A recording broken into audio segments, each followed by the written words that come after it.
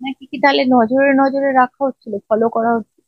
Follow তো আমাকে এটা থেকে পুরো বারাগামা পর্যন্ত ফলো হলো, তারপরে আর ব্যাক হলো আমার উপরে। কোনো আমার মানে লাইফটা রিস্কেই আছে।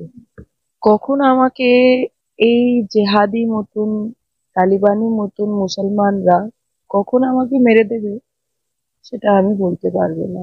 আমার আমার পিছনে ছিল, তখন আমি দেখলাম একটা গাড়ির উপরে, গাড়ির ভিতরে যা আমরা শো পিস লাগাই ও আইটেল কুর্সি ছিল, মানে আয়াত। আর একটা গাড়িতে কিছু ছিল না, একটা গাড়িতে দুটো তিনটে লোক ছিল আর একটা গাড়িতে চারটে পাঁচটে লোক ছিল।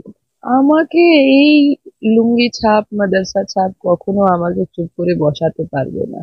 যতক্ষণ জীবিত আছি ততক্ষণ রাষ্ট্রের জন্য, সনাতন ধর্মের জন্য, সংবিধানের পক্ষে কাজ করতেই যাব। 23 তারিখ আমি বিশ্ব হিন্দু পরিষদ একটা মিটিং করলাম দিল্লিতে। ওই মিটিং মধ্যে আমি অখিলেশ যাদব যখন সরকার ছিল উত্তরপ্রদেশে, তাকে আমি অনেক টার্গেট করেছিলাম আমার নিজের ভাষণে। আর তারপরে উম, প্রায় প্রায় 9টা রাতে আমি বেরোলাম 23 তারিখ কুম্ভ গঙ্গা স্নানের জন্য। তার প্রমোশনটা এক সপ্তাহ থেকে হয়েছিল কি আমি কুম্ভ যাচ্ছি গঙ্গা স্নান করার জন্য। ওই যা প্রমোশন পুরো পোস্টারটা আমি টুইটার ইনস্টাগ্রামে পোস্ট করি তো, ওখানে অনেক মুসলমান জেহাদিরা আমাকে মেসেজ করলো যে আর তোমাকে আমরা ছাড়বো না, মুসলমান কখনো গঙ্গা স্নান করে না, গঙ্গা স্নান মানে মূত্র স্নান, এইসব লিখে লিখে পাঠালো।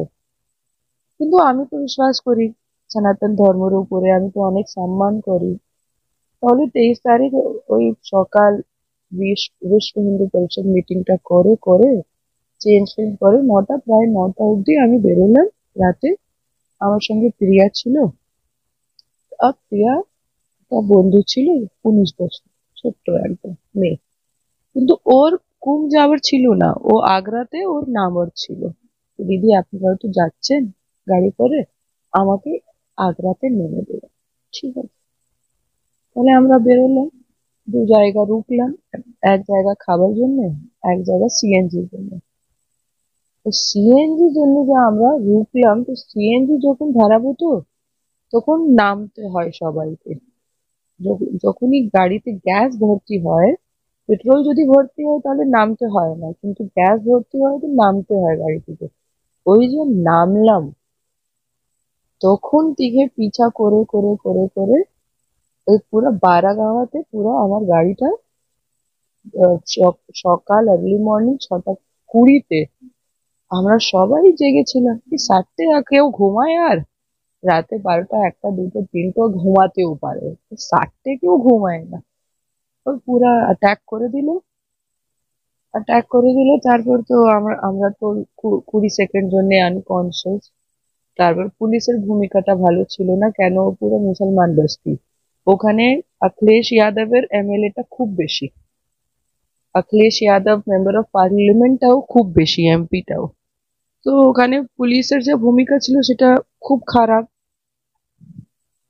ওটা দিল্লি পড়ছে না উত্তরপ্রদেশ পড়ছে? উত্তরপ্রদেশ, আকবরপুর, পুরো কমপ্লিট উত্তরপ্রদেশ। ওর পাশ থেকে আপনার প্রায় প্রায় 8 ঘন্টা পর কানপুর ছিল। তো ওখান থেকে আমাদেরকে কানপুর হসপিটাল রেজেন্সিতে নিয়ে গেয়া হলো। হসপিটাল রেজেন্সিতে আমরা ফার্স্ট এড পেলাম। তারপর প্রিয়াকে ডাক্তার বললো কি এখানে আর আমরা ট্রিটমেন্ট করতে পারবো না, আপনি বড় হাসপাতাল চলে যান। তাহলে প্রিয়াকে ওর মা বাবা লখনৌ অ্যাপোলোতে নিয়ে গেল, কালকে ওর অপারেশন হলো। আর আমাকে আমাকেও বললো কি আপনিও বড় হাসপাতাল চলে যান, আপনার ইন্টারনাল ইনজুরি আর হাতে যত কাজ আছে সেটা এখানে আমরা করতে পারবো না, রিস্ক আছে। তাহলে আমি গাড়িটা করে পেন কিলারটা নিয়ে দিল্লি চলে এসেছি।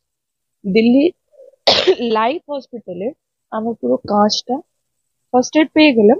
তারপর দিল্লি এসে ইন্দিরাপুরম লাইভ লাইভ হসপিটালে আমি প্রায় প্রায় একদিন পুরো আন্ডার অবজারভেশনই ছিলাম। তারপরে আমি আজকে সকাল আসি।